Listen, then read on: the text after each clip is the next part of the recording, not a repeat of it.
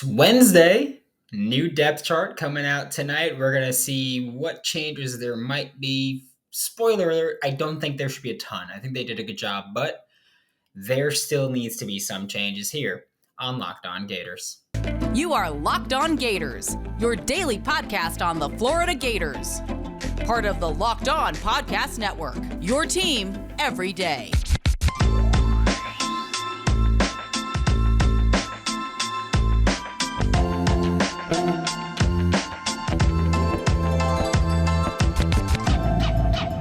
Hello and welcome back to another episode of Locked On Gators, part of the Locked On Podcast Network, your team every day. Thanks for making Locked On Gators your first listen of the day. We're available daily and free wherever you listen to podcasts. Happy Wednesday. I'm Brandon Olson. Find me on Twitter at WNS_Brandon. Find my written work with Whole Nine Sports and Giants Country of SI.com.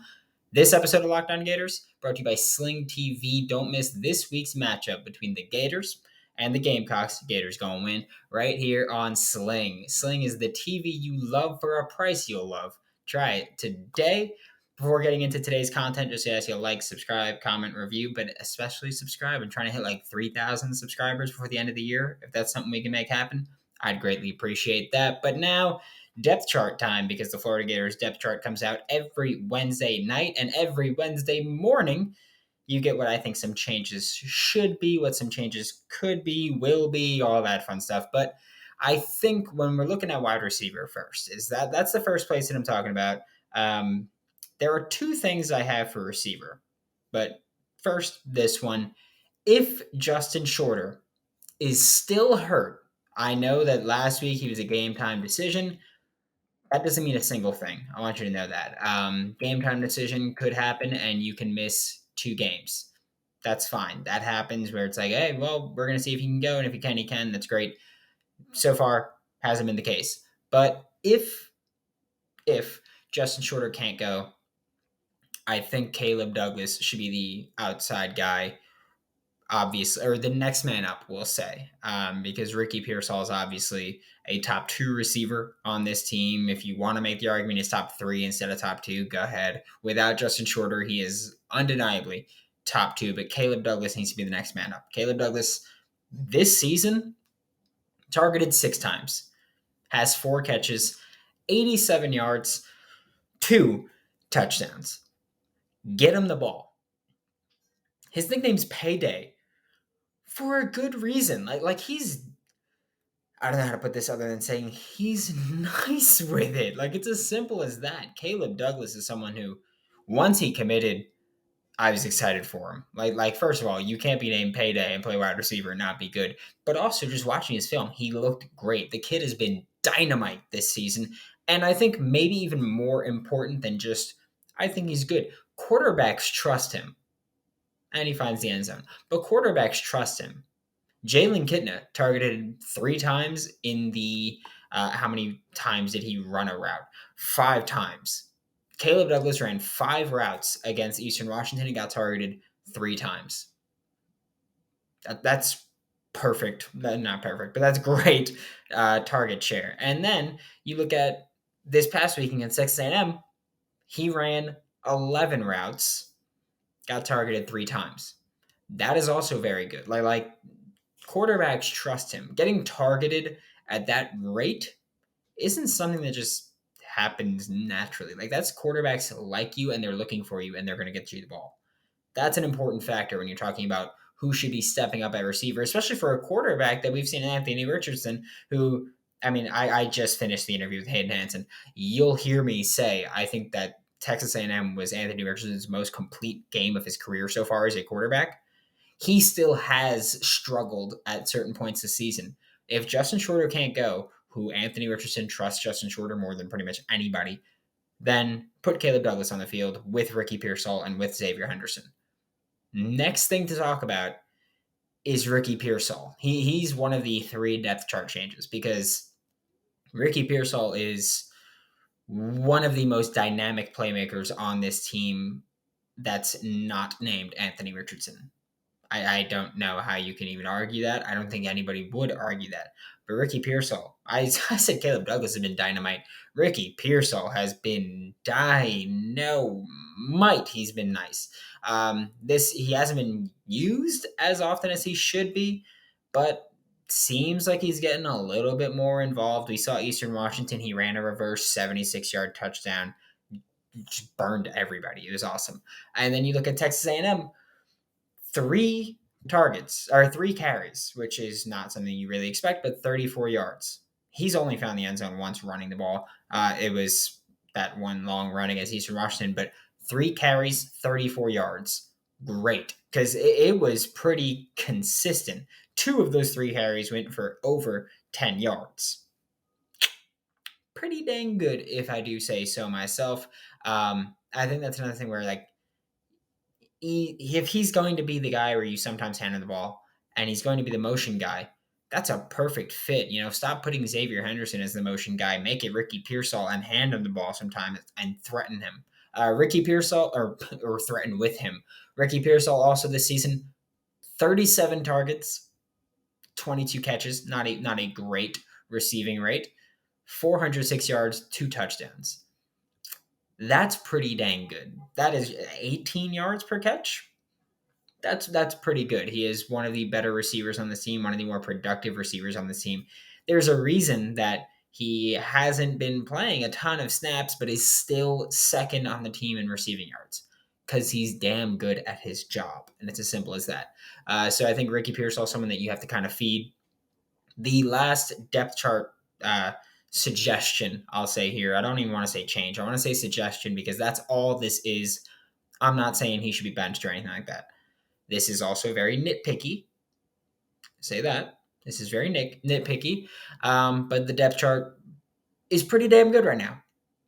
But Jake Slaughter starting at center. I don't think it will happen. It's not. I don't think that this is a team that could afford that. But when looking at Kingsley Eguakun, he hasn't been playing horrible. I don't want to say, like, he hasn't been playing horrible. I'm not saying, oh, bench him, he sucks. I'm not saying any of that. He has been playing pretty poorly in recent weeks. I don't know if he's injured. I think he might be, or at least maybe not injured, but you're 9 games into the season now. You're probably feeling it a little bit right now. So I don't know if he's injured or dealing with some stuff, or I know people are like, oh, there's a difference between injured and hurt and stuff, whatever. I don't know if he's dealing with it, but it's changed over the past few weeks, and I don't think it's just playing better teams. Yeah, past few weeks, you played LSU, you played Georgia, both damn good up front. No way around that. But, I mean, Kingsley hasn't been legitimately impressive, I think, since the Tennessee game. The Tennessee game was just a great game for Kingsley. It really was. Like, it was not a game that I thought he would have.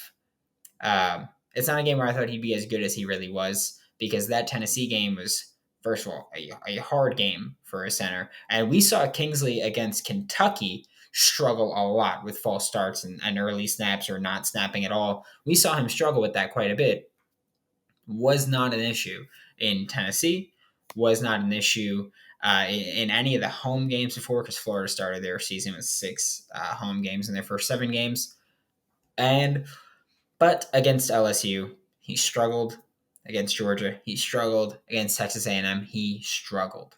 And yeah, you can say, well, Georgia, he had great talent in front of him.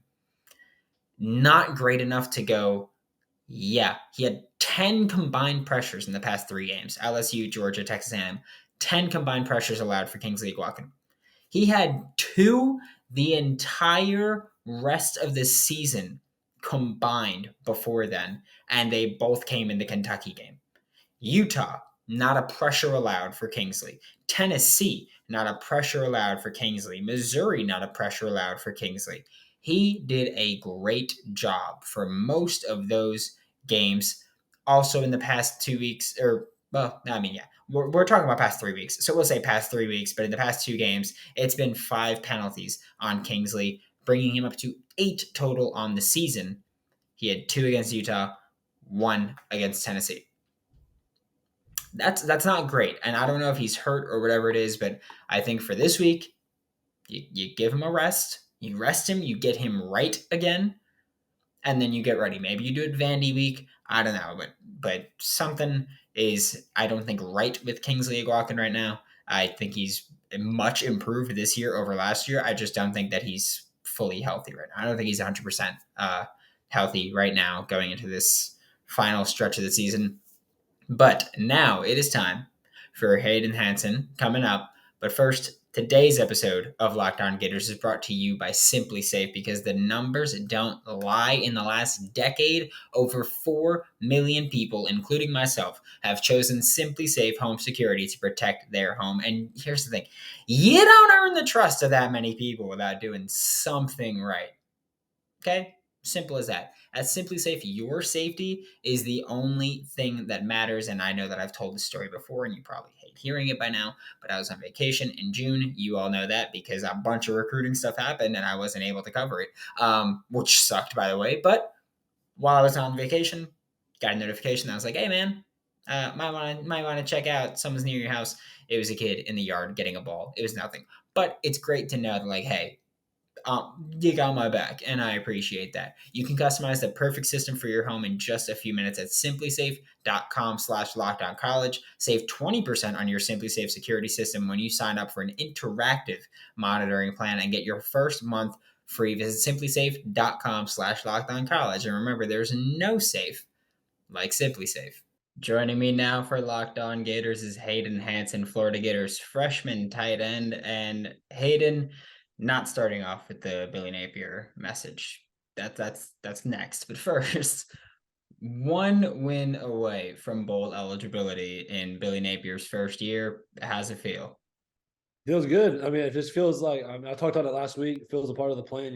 We're definitely. I mean, if you didn't believe we're going to win out, maybe you do now, because I think it's pretty apparent that that's what we're going to do. We're going to finish strong. 8-4 looks a lot better than any other combination of that record. So that's what we're going to do. Yeah, 8-4, 9-4. You know Yeah. what I'm saying? But what has been Coach Napier's message this week after the largest margin of victory for the Florida Gators outside of the Eastern Washington game? Yeah, I mean, the biggest thing was starting fast on both sides. That's something we kind of struggled with this year, and yeah, he also preached that that's what we have to do this week to beat South Carolina, is just start fast on both sides of the ball and don't let them hang around there. So I mean, like, that's probably the biggest thing in practice is what we practice. Like, because we have like some run periods and stuff, we just practice on getting off the ball fast right off the bat. Like, I mean, you're already warm from other periods, obviously, but you get in there and the first 2 plays need to be big plays, just to kind of correlate that to the game.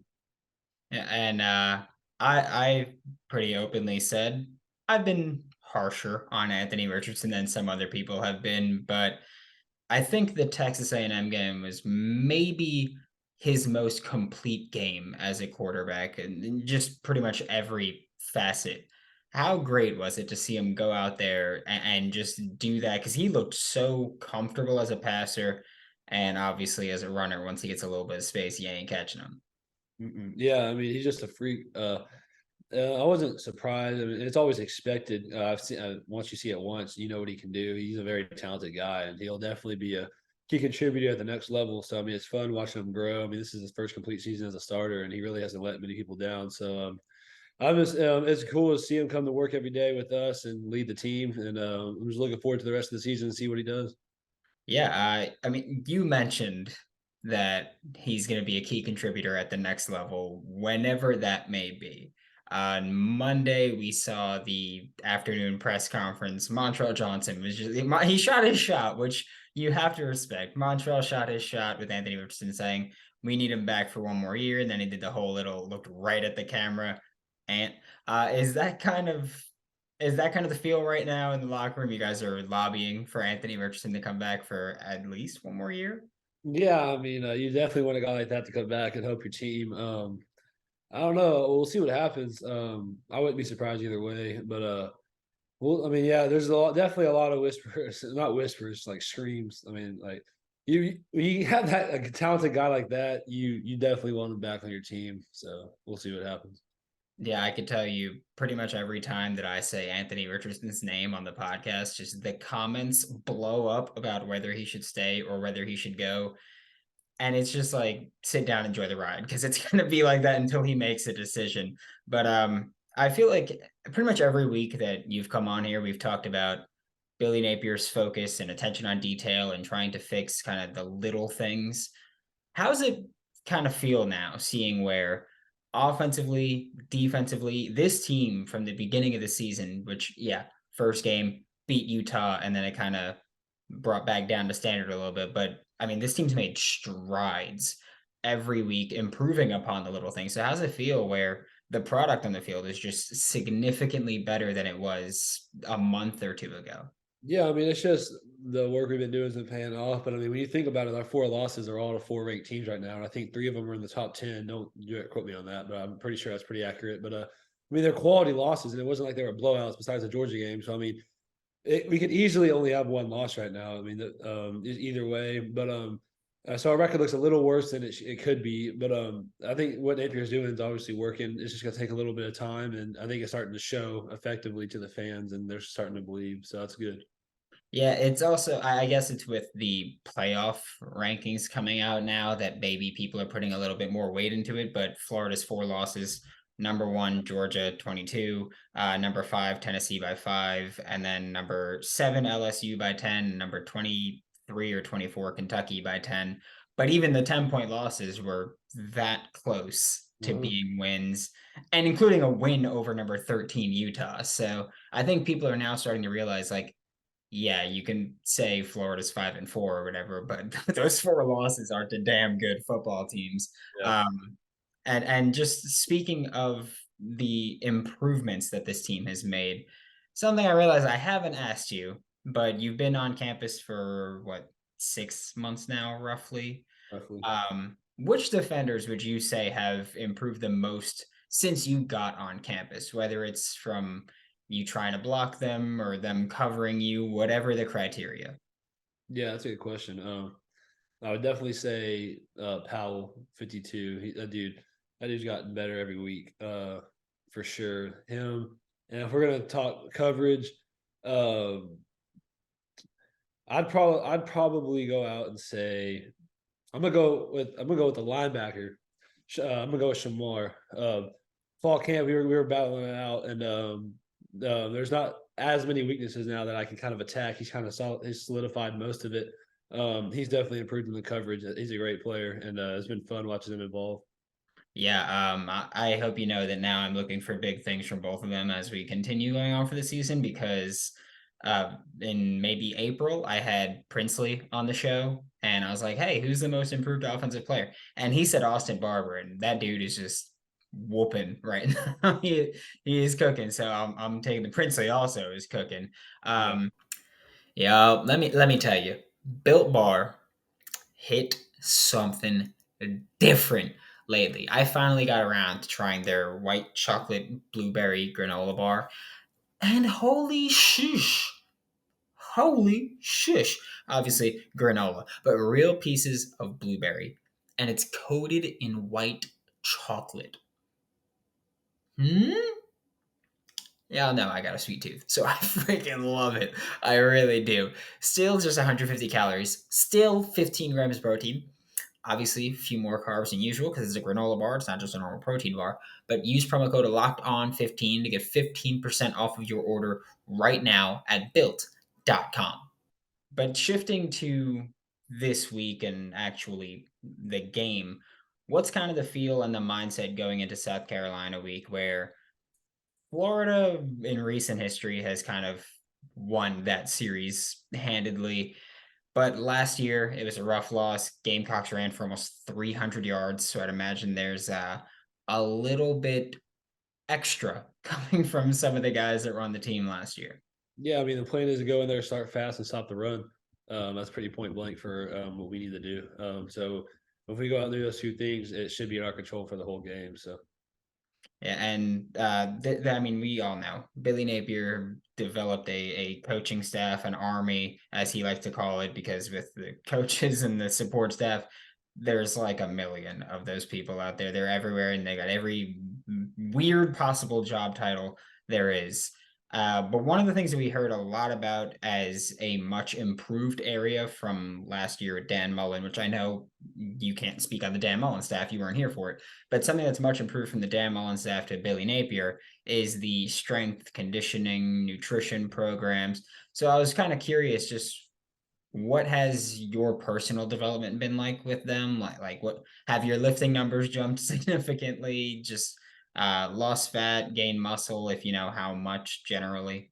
Yeah, so I mean, when I first got here in the summer, I was around 16% body fat. Before fall camp, I got down to 13% body fat. And then I say the biggest thing would be my explosiveness out of a stance and my speed. They really attacked that in the summer. It really surprised me because when I first got here, I was like, okay, this is going to be rough. We're going to be throwing up, dying.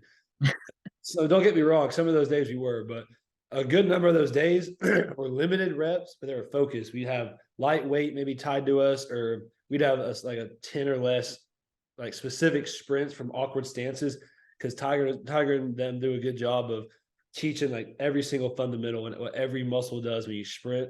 And I could definitely say with confidence that I've gotten a lot faster and more explosive. Have you run a 40 at all? I have not. I haven't tested a 40 since I've been getting recruited, but I guarantee it's a little faster. And just to wrap up, just one more question about kind of completely, I guess we'll say an off-field, just student athlete. What is the scheduling like? Because I was talking with someone about this yesterday where I went to Toledo, which is Mac school, playing Ball State as we speak. But I went to Toledo and I know their schedule was insane. I'd imagine being at the SEC and at the University of Florida specifically, schedule is a bit rough. So I was just curious kind of what that works out with in terms of football classes. I know Toledo did like a study hall, study table type thing. So I was just curious how that works out for you guys down there. Yeah, it's there's not much free time during the week. I'll give you some examples. Like Monday is our off day. We have like a we still have recovery. We have to go up there for about an hour, recover, check in, then we're off. But obviously we still have classes and stuff. But so Monday is kind of light, but then Tuesday, I mean, I got tutor in the morning, I got study hall, I got another tutor, and I got practice all day, and then I come home with one more tutor. It'd be impossible. We're so thankful for the tutors in the Hawkins Center. Like, it'd be impossible without them to do all these classes. And then Wednesday is about the same. Wednesday is an even longer practice, so I have a little less tutors. I kind of knock it all out Tuesday and stuff. And then Thursday is it's still a full practice, but it's a walkthrough. So in the morning, I have 12:50 study hall, 9 a.m. tutor, and then we go to the walkthrough, and then I'm off after that. And then Friday, Saturday, Sunday is where it gets real busy. You're trying to fit in all your school stuff on Friday so you can get your mind right for Saturday, you know. So I mean, it's pretty close to that, and then it's a little more for me and the freshmen because we haven't gained the trust yet. So most of our classes we have tutors and we have to check in. But once you get a little older and show them you can keep your GPA up and stuff, then you don't have as many tutors only when you need it or requested. So the older guys probably have a little less time, but when they have that little time off, they're up at the facility, you know. So it's just whenever you have free time, you get better. So Yeah, I'll say little envious of like being a Gator, not envious at all of what comes with it and all the off-field stuff that you have to deal with. But thank you so much, Hayden. This was Hayden Hanson, Florida Gators freshman tight end. Catch him every Saturday with your Florida Gators and every Wednesday with Locked On Gators. Thanks for making Locked On Gators your first listen of the day every day. We'll be back tomorrow as it's crossover Thursday time. Talk about South Carolina and how bad Florida's going to whoop them. That's the vibe that I'm on now. That's the vibe I'm on. But for your second listen, check out Locked On SEC, hosted by Chris Gore, to get the best coverage on the best conference, including the best university, the University of Florida. For Locked On Gators, I'm Brandon Olson. Follow me on Twitter at WNS_Brandon. Written work with the whole nine sports and Giants country at SI.com. And I'll see you all tomorrow.